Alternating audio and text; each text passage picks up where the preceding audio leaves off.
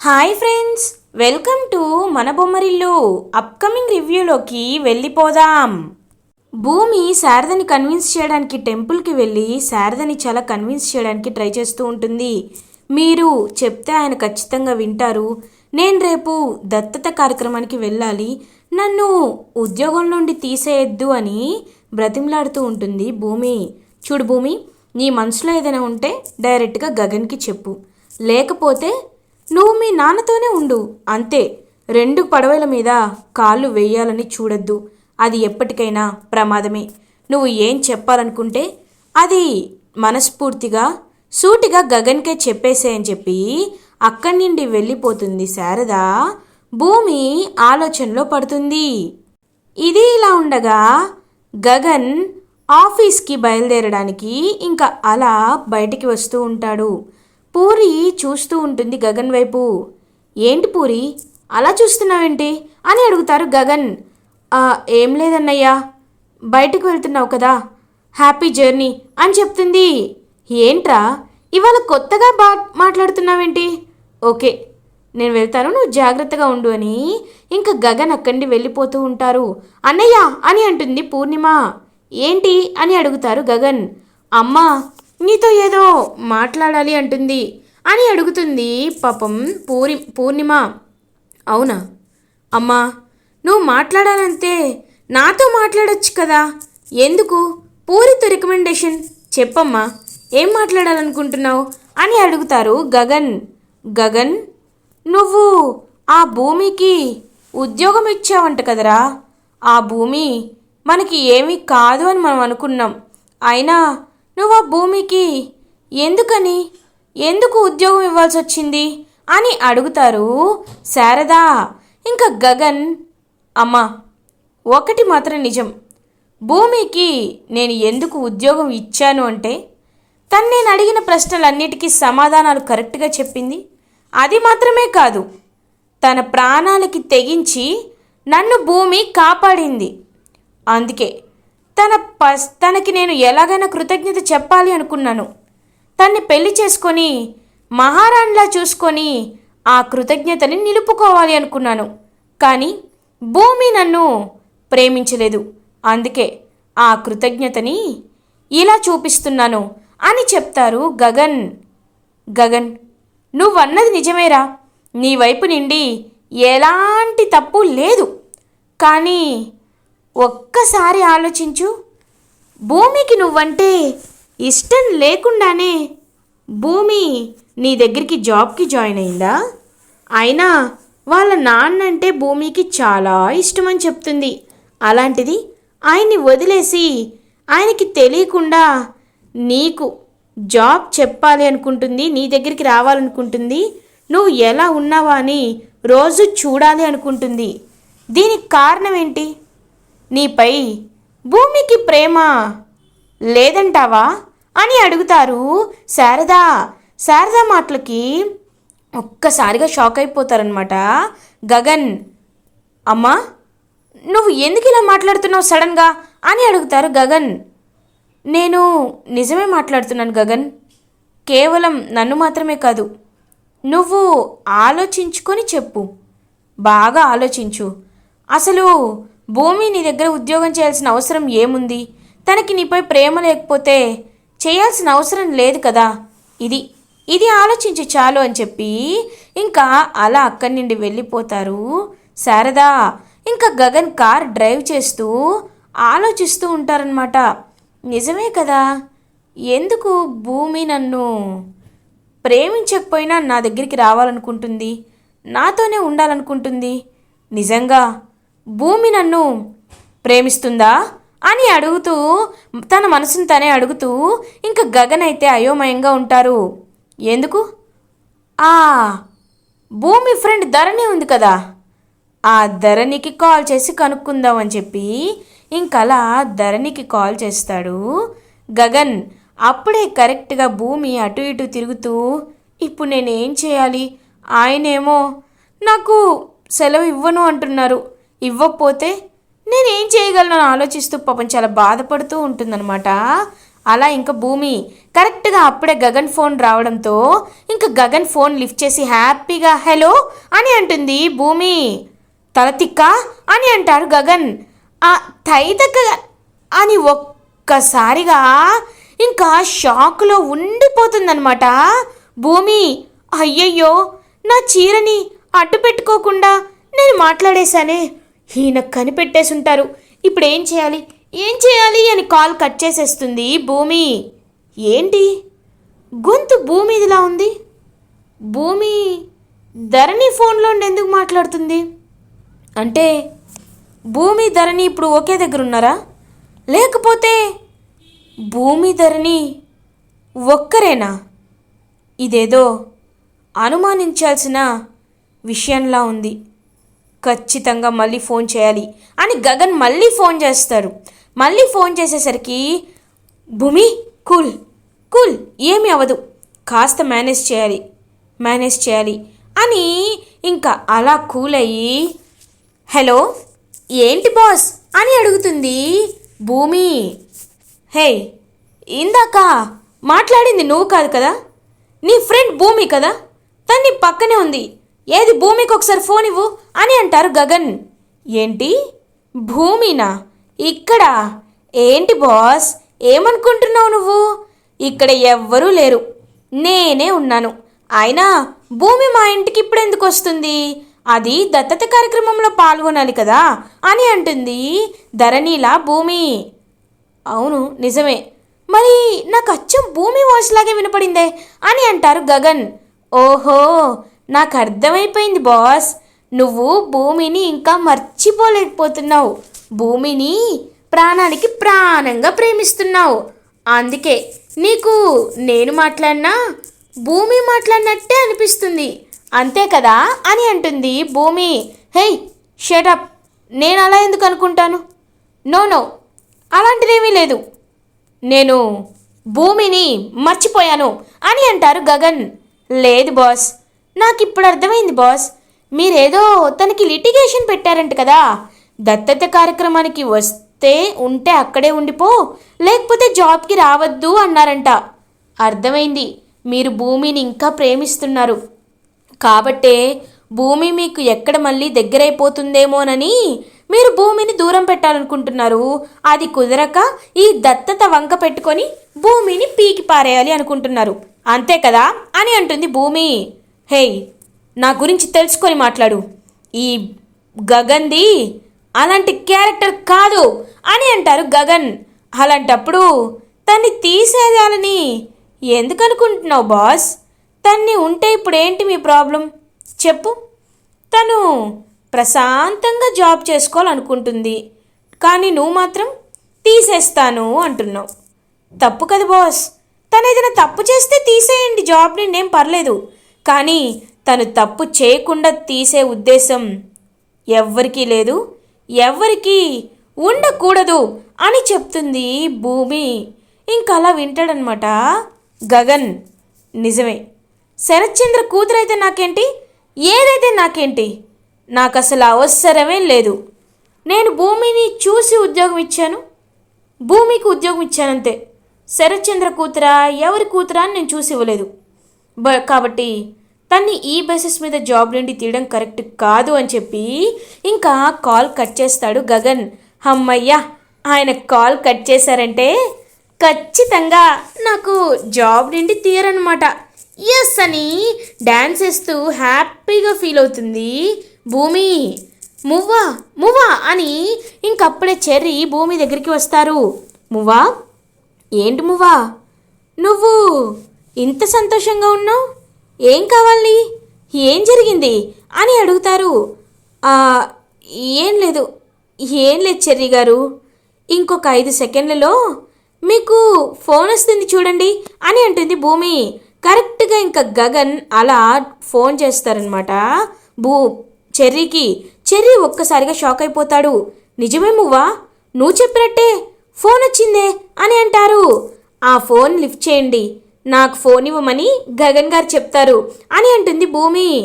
ఇంక వెంటనే phone lift చేస్తాడు చెర్రీ. రేయ్ చెర్రీ, వెంటనే భూమికి ఫోన్ ఇవ్వు అని అంటారు.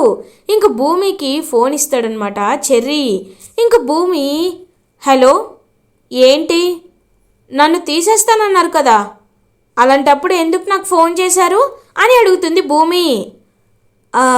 భూమి, నేను నిన్నేమి ఉద్యోగంలోండి తీయాలి అనుకోవటం లేదు. ఎందుకంటే you are not unfit for job, you are okay, but only some basis మీద నేను జాబ్లోండి తీసేయాలి అని అనుకోవటం లేదు. అది మాత్రం నేను కరెక్ట్గా చెప్పగలను. ఏదైనా బలమైన కారణం ఉంటేనే ఈ గగన్ ఒకరి జీవితాన్ని తీసేయాలి అనుకుంటారు, ఉద్యోగంలోండి తీసేయాలనుకుంటారు. నీ గురించి నాకు ఎలాంటి బలమైన కారణం లేదు. ఆ శరత్చంద్ర నాకు శత్రువైనంత మాత్రాన నువ్వు నాకు శత్రువు ఎందుకు అవుతావు? అవ్వవు కదా. నీ జాబ్ నీది, నా వర్క్ నాది. ఈరోజు లీవ్ కావాలన్నావు కదా, తీసుకో, కానీ రేపటి నుండి టైం టు టైం రావాలి, ఓకే అని అంటారు గగన్. నా ఓకే ఓకే గగన్ గారు అని ఇంకా హ్యాపీగా ఫీల్ అవుతూ డ్యాన్స్ వేస్తూ ఉంటుంది భూమి. మువ్వా, అయినా అన్నయ్య నీకు ఫోన్ చేయడం ఏంటి? నీకు కొత్త ఫోన్ ఉందని అన్నయ్యకి తెలీదా? ఉండు, నేను అన్నయ్యకి చెప్తాను అని అంటారు. ఏ చెర్రీ, ఆ పని మాత్రం చేయదు చెర్రీ, నువ్వు మీ అన్నయ్యకి నాకు ఫోన్ ఉందని చెప్పకూడదు అంతే అని చెప్పి ఇంకా అలా అక్కడి నుండి వెళ్ళిపోతుందనమాట భూమి. ఏంటో భూమి ఒక్కొక్కసారి విచిత్రంగా ప్రవర్తిస్తుంది. అమ్మో, మావయ్య దత్తత కార్యక్రమం చూసుకోమన్నారు కదా, ఇంకా చాలా పనులు ఉండిపోయాయని చెప్పి అలా ఇంక అన్ని పనులు చేస్తూ ఉంటాడు చెర్రీ. ఇది ఇలా ఉండగా అపూర్వ అటు ఇటు తిరుగుతూ ఆలోచిస్తూ ఉంటుంది. ఇంక అపూర్వ దగ్గరికి గోరింటాకు పిన్ని వస్తుంది. ఏంటమ్మాయి, కాళ్ళు నొప్పులుగా ఉన్నాయా ఏంటి? అటు ఇటు ఎందుకు తిరుగుతున్నావు అని అడుగుతుంది. ఏంటి పిన్ని, నన్ను చూస్తుంటే నీకు ఎగతాళిగా ఉందా? నేనెందుకు అటు ఇటు తిరుగుతున్నాను నీకు అర్థం కావట్లేదా? ఆ గగన్ గాడు ఆయనకి నిజం చెప్పేశాడు.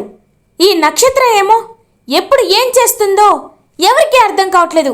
ఆ గగన్ గాడు నక్షత్రని ఒకవేళ దగ్గరికి వెళ్తే ఏం చేస్తాడోనని భయంగా ఉంది.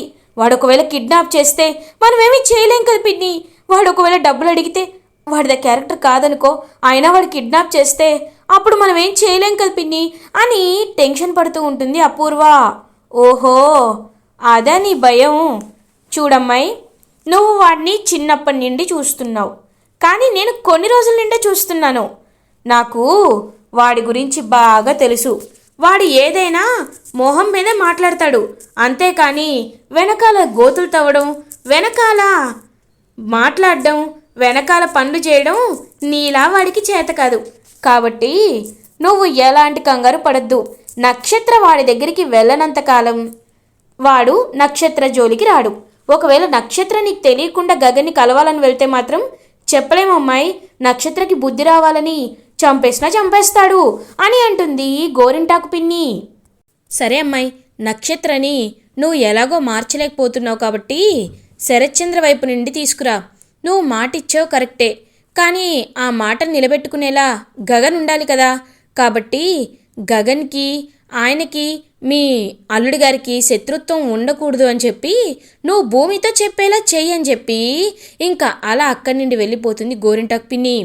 నిజమే, ఇది నిజమే, ఎస్, ఇలా చేయడమే కరెక్ట్ అని ఇంకా భూమి దగ్గరికి వెళ్తుంది అపూర్వ. ఇది ఇలా ఉండగా భూమి రెడీ అవుతూ ఉంటుంది. ఇంకా తను హ్యాపీగా అమ్మయ్యా ఆయన ఒప్పుకున్నారు, ఇటువైపు నాన్నతో దత్తత కార్యక్రమం కూడా జరుగుతుంది, నాకు చాలా సంతోషంగా ఉంది అని భూమి రెడీ అవుతూ ఉంటుంది. అపూర్వ భూమి దగ్గరికి వెళ్తుంది. ఏంటి భూమి, ఇవాళ మీ నాన్న నిన్ను దత్తత తీసుకుంటున్నారని చాలా సంతోషంగా ఉన్నట్టున్నావు కదా అని అంటారు.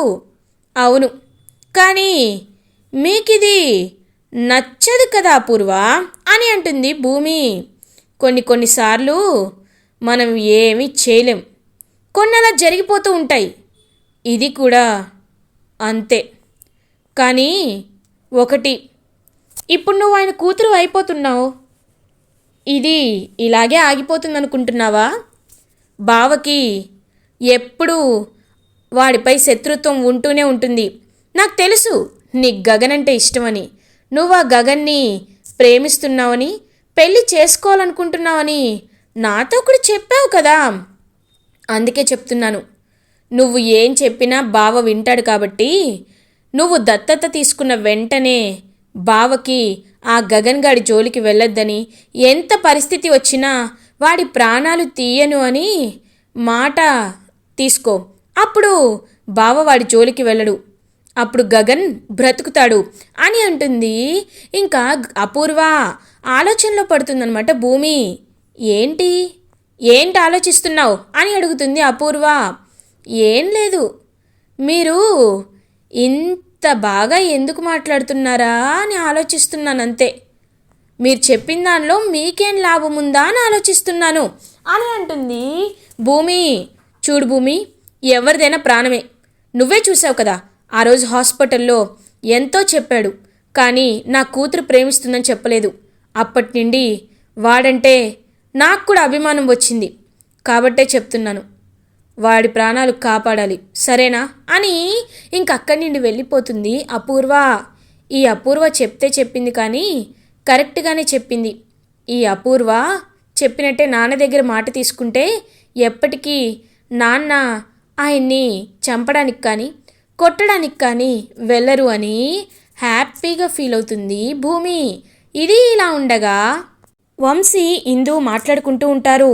ఏవండి, ఇప్పటికీ 3 రోజులైంది, ఇంకా పాపం మీ అమ్మ నాన్న అత్తయ్య మావయ్య కనీసం భోజనం చేయకుండా ఏడుస్తూనే ఉన్నారు. వాళ్ళని చూస్తుంటే నాకు చాలా బాధగా ఉందండి. నేనైనా మా అత్తయ్యతో మాట్లాడి ఆ కట్నాన్ని తీసుకువస్తాను అని చెప్తుంది ఇందు.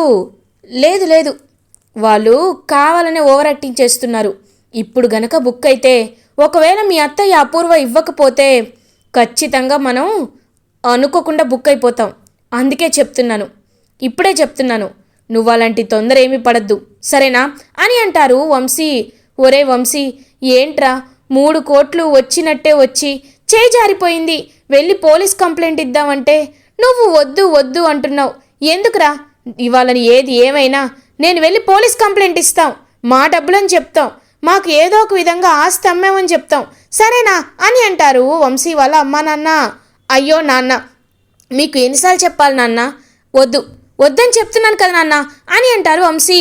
ఏవండి, వాడు అలాగే అంటాడు, మనం వెళ్దాం పదండి అని చెప్పి ఇంక బయలుదేరుతారనమాట పోలీస్ స్టేషన్కి.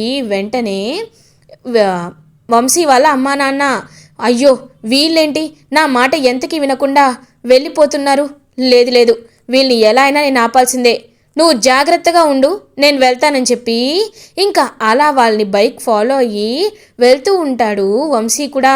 అప్పుడే కరెక్ట్గా ఇంకా గగన్ ఆఫీస్ పనిపై బయటికి వస్తాడు. కరెక్ట్గా ఇంకా కారులో చూసేసరికి ఇంకా వంశీ వాళ్ళ అమ్మా నాన్నని అడ్డుకుంటూ ఉంటాడనమాట. అమ్మా నాన్న, మీకెన్నిసార్లు చెప్పాలి అలా చేయొద్దని, వద్దని చెప్తున్నాను కదా, రండి వెళ్ళిపోదామని చెప్పి ఇంకా ఇద్దరిని అలా తీసుకువెళ్ళిపోవడానికి ట్రై చేస్తూ ఉంటారు. వాళ్ళేమో రాము అని చెప్పి బాగా ఇంకా మొండికేస్తూ ఉంటారు. ఇదంతా చూస్తూ ఉంటాడు గగన్. బావగారు ఎలా ఉన్నారు అని అడుగుతారు. బావగారు మేం బాగున్నాం, మీరెలా ఉన్నారు అని అడుగుతారు వంశీ. ఇంకా వీళ్ళు కూడా చూస్తూ ఉంటారనమాట. వంశీ ఎవరు అని అడుగుతారు. ఓ గగన్ బాబు, మీరు ఎలా ఉన్నారు బాబు అని మర్యాదగా మాట్లాడుతూ ఉంటారు వంశీ వాళ్ళ అమ్మా నాన్న. నేను ఇందాకటి నుండి మిమ్మల్ని గమనిస్తున్నాను, మీరు బావతో ఏదో గొడవ పడుతున్నారు, ఏమైంది మీకు?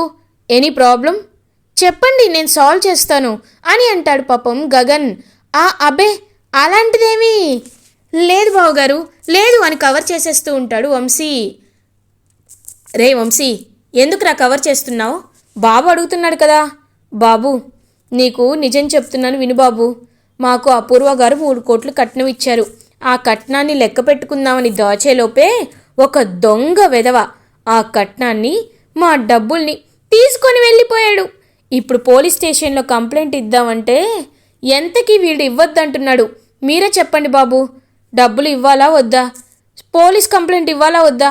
మా డబ్బులు మాకు రావాలి కదా బాబు అని అంటారు వంశీ వాళ్ళ అమ్మా నాన్న. ఓ మీ ప్రాబ్లం ఇదా? ఏవండి, ఇప్పుడు ఈ విషయంపై మీరు పోలీసులకు ఏం కంప్లైంట్ ఇస్తారు? వద్దు, మీకు కావాల్సిన 3 crores కదా, నేను ఇస్తాను అని అంటారు గగన్. అయ్యో బావగారు, మీరు ఇవ్వడం ఏంటి? వద్దు బావగారు అని అంటారు పాపం వంశీ. లేదు, తన చెల్లెలు, నేను ఆ రోజే ఇవ్వాలి అనుకున్నాను కానీ ఇవ్వలేకపోయాను, ఇప్పుడు ఇస్తున్నాను అని వెంటనే ఇంకా చెక్ తీస్తాడనమాట.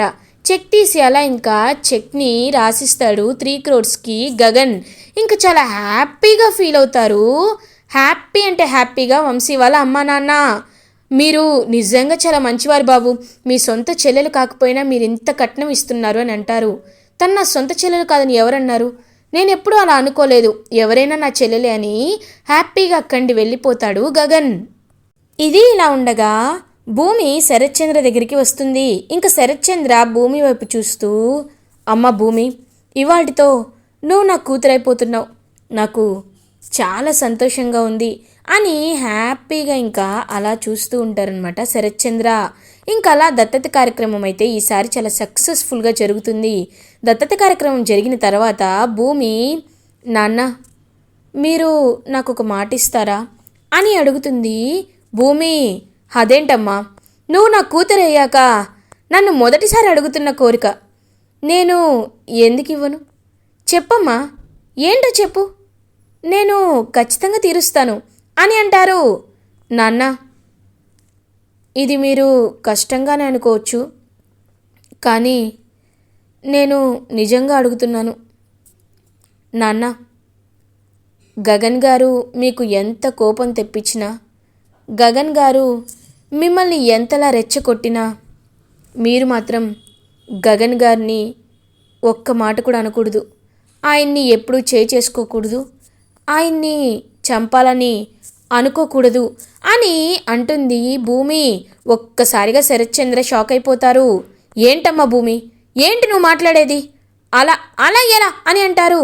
ప్లీజ్ నాన్న, నేను చెప్పేది చేయండి ప్లీజ్ నాన్న అని చెప్పి ఇంకా అలా అక్కడి నుండి చూస్తూ ఉంటారనమాట శరత్చంద్ర. నాన్న ప్లీజ్ నాన్న, ఆయన చాలా మంచివారు, ఆయన గురించి మీకు తెలీదు, ఆయన మంచికి ఎప్పుడూ మంచిగానే ఉంటారు కాబట్టే చెప్తున్నాను నాన్న అని చెప్పి ఇంకా మాట తీసుకుంటుంది భూమి.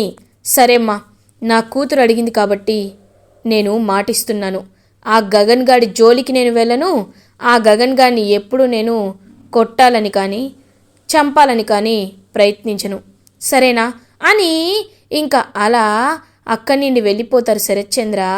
చాలా హ్యాపీగా ఫీల్ అవుతుందనమాట ఇంకా భూమి. ఇలా ఎపిసోడ్ ఎండ్ అవుతుంది. ఫర్దర్ ఎపిసోడ్ రివ్యూస్ ముందుగా మీకు కావాలి అనుకుంటే మా ఛానల్ని సబ్స్క్రైబ్ చేసుకోండి. Thanks for watching.